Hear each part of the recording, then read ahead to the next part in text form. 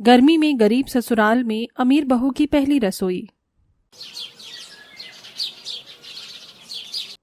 राहुल अभी तक आई क्यों नहीं? कहाँ रह गया है ये? तभी राहुल ऑटो रिक्शा से उतरकर श्रेया के पास पार्क में आता है। ओ माय गॉड, सॉरी तुम्हें इतना इंतजार करवाने के लिए। राहुल तुम पागल हो गए क्या? पता है यहाँ कितनी गर्मी लग रही थी। इतनी गर्मी में खड़े होकर तुम्हारा इंतजार कर रही थी मैं। देखो माँ की तबीयत खराब हो गई थी, उनको दवाई दिलाने चला गया था, इसलिए थोड़ा सा लेट हो गया हूँ। थोड़ा नहीं, पूरे 2 घंटे लेट हो। पता है मूवी पूरी खत्म हो चुकी होगी, एंड का सीन चल रहा होगा। तुम्हें पता है ना मुझे मूवी कितनी पसंद है। ओहो, तुमने सही कहा, सॉरी मैं ऐसा नहीं चाहता था। चलो कोई बात नहीं, तो माफी मत मांगो। तुम्हारी माँ मेरी सास हैं, उनकी तबीयत अभी कैसी है? क्या कहा तुमने? मेरी माँ तुम्हारी सास कब बनी? मैं तुमसे इतना प्यार करती हूँ और तुम ऐसी बातें कर रही हो। क्या हो गया है तुम्हें? श्रेया, मैं समझ सकता हूँ कि तुम मुझसे प्यार करती हो, लेकिन मैं बहुत गरीब भी तो हूँ। मेरे साथ तुम खुश नहीं रह पाओगी। मैं तुम्हारे साथ हमेशा खुश रहूंगी, वादा करती हूँ कभी शिकायत भी नहीं करूंगी। इस तरह श्रेया राहुल को अपने साथ शादी के लिए मना लेती है। श्रेया, अगर तुम्हारे पिताजी नहीं माने तो? पिताजी की चिंता मत करो, मैं उन्हें मना लूंगी, तुम मेरे साथ चलो। श्रेया राहुल को अपने घर ले आती है। पिताजी, राहुल है। किसी को नौकरी दिलाने के लिए लेकर आई हो क्या बेटी? ऑफिस में भेज देना, मुझे भी जरूरी मीटिंग के लिए जाना है। पिताजी, राहुल मेरा बॉयफ्रेंड है, मैं राहुल से शादी करना चाहती हूँ। तो ये वो लड़का है जिसने अपने जाल में एक अमीर मछली फंसाई है। बोलो कितना पैसा चाहिए तुम्हें मेरी बेटी का पीछा छोड़ने के लिए? ये आप कैसी बातें कर रहे हो? मैं और श्रेया एक दूसरे से प्यार करते हैं और मुझे कोई पैसा नहीं चाहिए। तुम जैसे 2 कौड़ी के लड़कों का तो मुझे सब मालूम है। अमीर लड़कियां तुम्हारे लिए सक्सेस की सीढ़ियां होती हैं।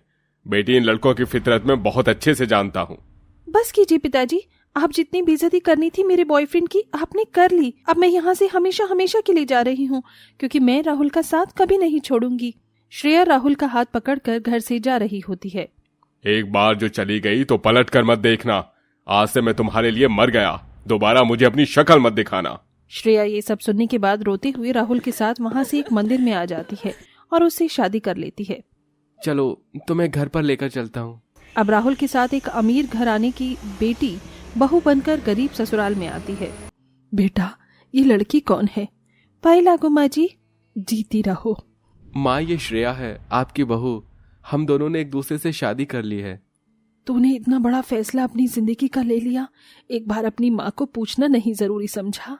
माँ जी, इनकी कोई गलती नहीं है, मैं ही अपना सब कुछ छोड़कर इनके पास चली आई।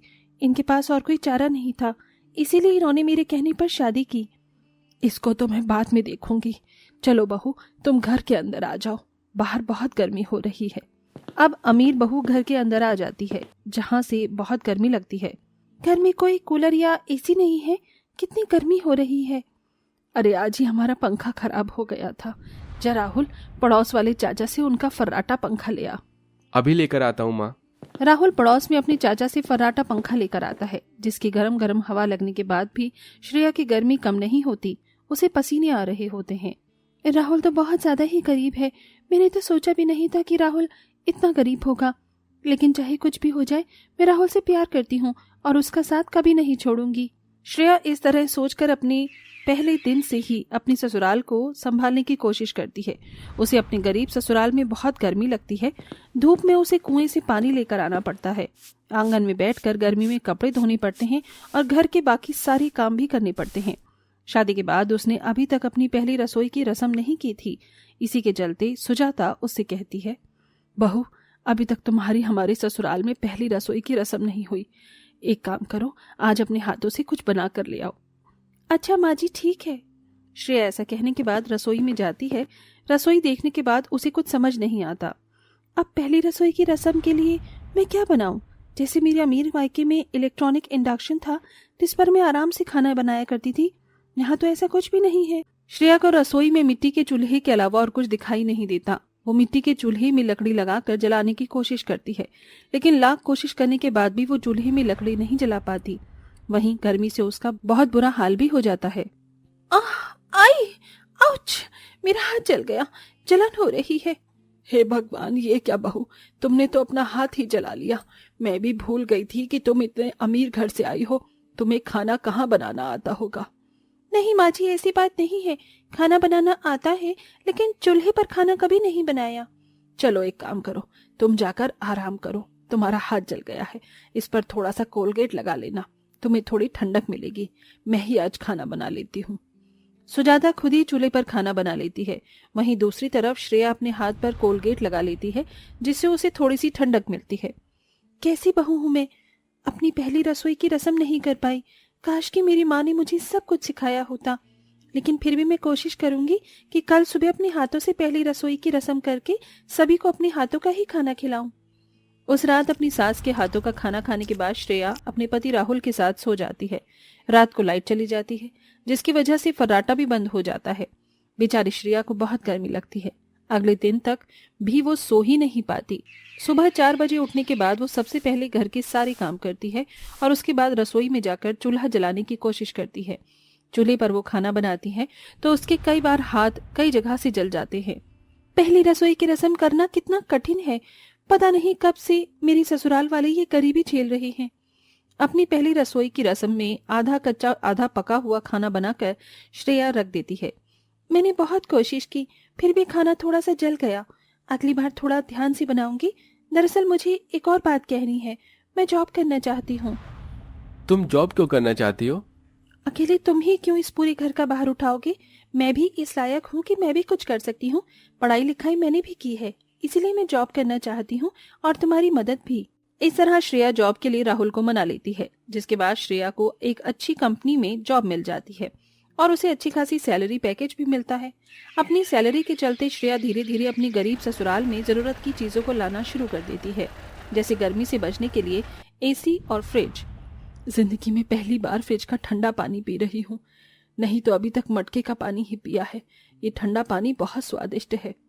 श्रेया, तुम्हारी वजह से इस घर में एक एसी भी लग गया और फ्रिज भी आ गया। तुम बहुत अच्छी हो।